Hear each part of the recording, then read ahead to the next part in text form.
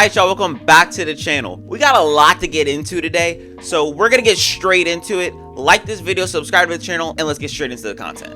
You guys see the thumbnail and the title. I want to revisit the Dejounte Murray trade for a second. Everybody knows what was traded for them like 4 months ago, I believe. They traded 3 first-round picks and a draft swap for Dejounte Murray. And everybody was like, will Dejounte Murray and Trae Young be able to work with each other on the court? Will Trae Young be able to move off the ball with Dejounte on the court? You know, a bunch of questions were up in the air. But after watching this overtime game last night against the Pelicans, the writing's definitely on the wall. Dejounte Murray and Trae Young can work together. I basically came to this conclusion when the Atlanta Hawks were going against the New York Knicks, when Trae Young went down with his eye contusion and Dejounte Murray completely took over. And then we get to this game against the Pelicans and Trae Young was absolutely quiet for the fourth quarter and overtime. He could not hit a shot to save his life. And out comes Dejounte Murray, hits the game-tying shot to send it to overtime and absolutely takes over overtime itself. And to be honest with you, if this was the Atlanta Hawks last season, I do not think that they win these 2 games at all.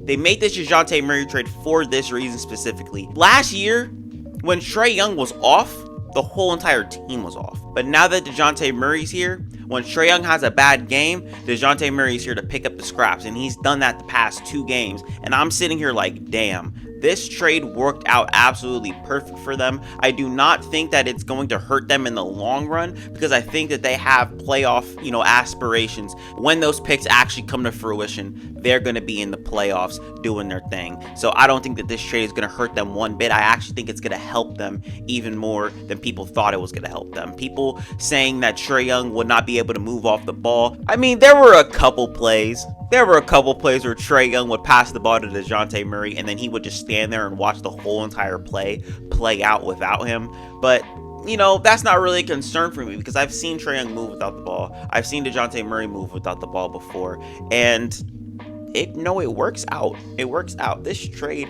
is aging like fine wine right now. They are 6-3. I think they're 4th in the conference right now, and it only goes up from here.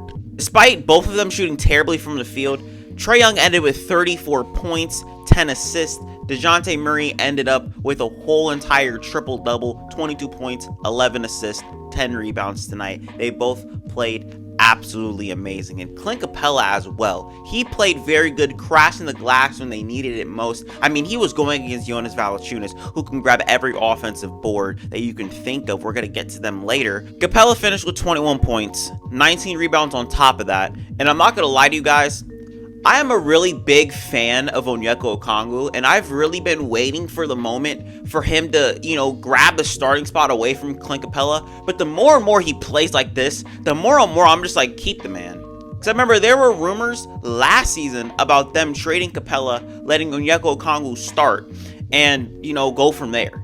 Now it's not looking like that. Now it's looking like Clint Capella is here to stay, and here to stay for a very, very long time. And honestly, I'm not opposed to it. John Collins had a pretty quiet game today. I don't expect this to be, the norm for John Collins.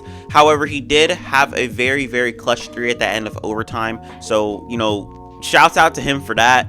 It's going to be very, very exciting watching this team in the playoffs. And, I was just thinking about this. Hopefully, Bogdanovich's knee injury does not linger into the playoffs, because I think that he would be a very big key factor in them actually, making a deep run in the playoffs. If you guys don't know, Bogdanovich right now is injured. He had knee surgery in May, and he was supposed to return at the beginning of the season. He was supposed to return in September for training camp, but he never did. His timetable, we don't fucking know. We don't know when this man's gonna come back. So hopefully it's not as bad as they say it is. I just want to see him play basketball. But yeah, the Hawks, they're 6-3, looking way better than what they did last year. And I'm very excited for what the future holds for this team, man. But on to the Pelicans. I think that they looked, very, very good up until they got to overtime, because everything was going their way. I mean, Brandon Ingram was hooping. CJ McCollum was hooping. He had 29 points today, 10 rebounds. Zion was dominant all night long. And then at the end of overtime, Bro literally could not finish through traffic, and that does not sound like Zion at all. I think everybody knows that, so I'm not expecting Zion to be like this down a stretch every single game, because this right here was like a goddamn anomaly. But I think everybody played good up until that moment. Brandon Ingram, he was kind of silent in this game shooting wise. He shot, 7 for 23 from the field. But the thing that you want your best players to do is, if they're not having a good game, contribute to winning basketball in any other way, shape, or form. And that's exactly what Brandon Ingram did. He was playmaking the hell out of the ball today. He had 7 assists. He led the team in that category. Overall, I think the Pelicans looked pretty decent today. I'm not gonna lie. They could have played better basketball down the stretch, but other than that, I think that them at full strength, they'll be fine. On to the Kings and Magic game. I necessarily wasn't going to watch this game because fuck, it's the Kings and the Magic. So I just scratched that off my list of the games that I was going to watch last night. And I ended up watching this game this morning. De'Aaron Fox, bro. I really do not remember this man being this fucking good, because down the stretch, bro was amazing. He was making all the right plays, hit the game-winning shot in overtime to seal the deal from the fucking logo. Bro was absolutely amazing. Shout out Bobo as well. We're going to talk about the Magic here soon. Paolo Banchero looked absolutely amazing. 33 points, 16 rebounds. He is one of 2 of the only teenagers in NBA history to record a 30-point, 15-rebound game, and the only other person to do that is LeBron fucking James. So kudos to Paolo Banchero for going crazy. He's definitely the front runner right now for Rookie of the Year. Everybody knew that was going to happen. The Kings sparked a very huge run in the second half when they were nearly down by 20. I'm surprised the Magic blew that damn lead, because the personnel on their team and the size that they had on the court when it was happening was, very, very tall. So I'm very confused as to why they were scoring on them, but that's besides the point. It's the Kings and Magic. You can't really look into it. Both teams are going to be at the bottom of their conference. So, congrats to De'Aaron Fox.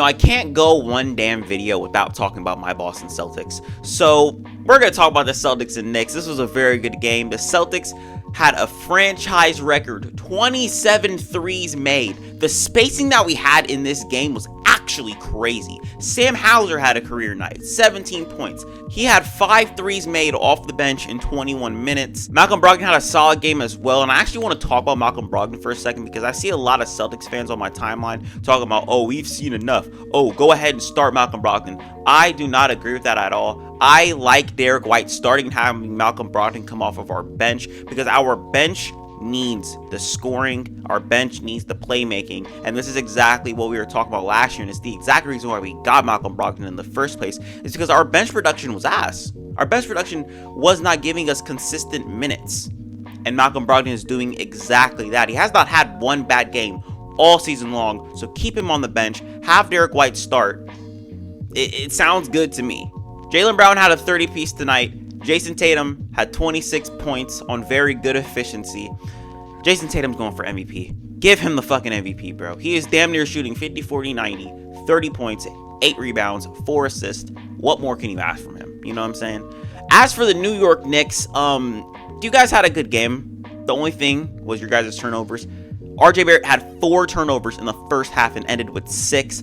Julius Randle actually had a good game, and it goes to my damn conspiracy theory.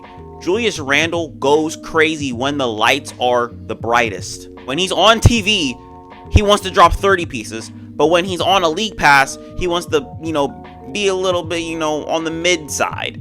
I don't get it. But I'm glad that we got this damn win, because New York Knicks fans and the New York Knicks in general want to beat the Celtics so goddamn badly. Ever since RJ Barrett had that 3, that bank shot, that lucky ass shot last year, they've been on our dicks, bro. But, we're better than them, so we don't pay them no mind over here.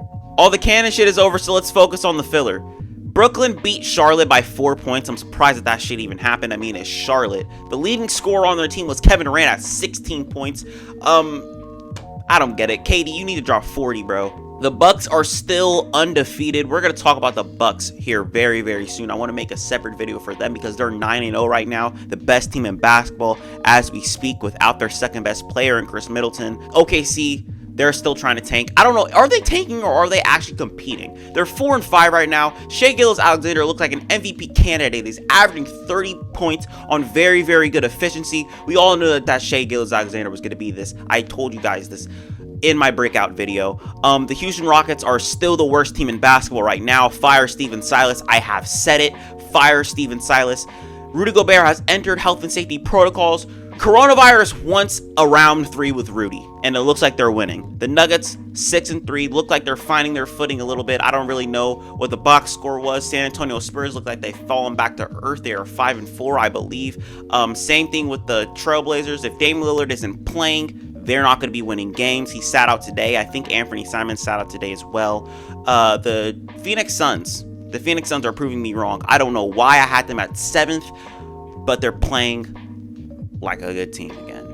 But that's all I got for y'all today. I'm gonna see you guys later. Hopefully you guys like this video. Leave a comment. Tell me how you guys felt about the games. I want you guys to interact with me, and I will interact with you guys back. That's all I got for y'all today. I'll see y'all later. Peace. I'm out.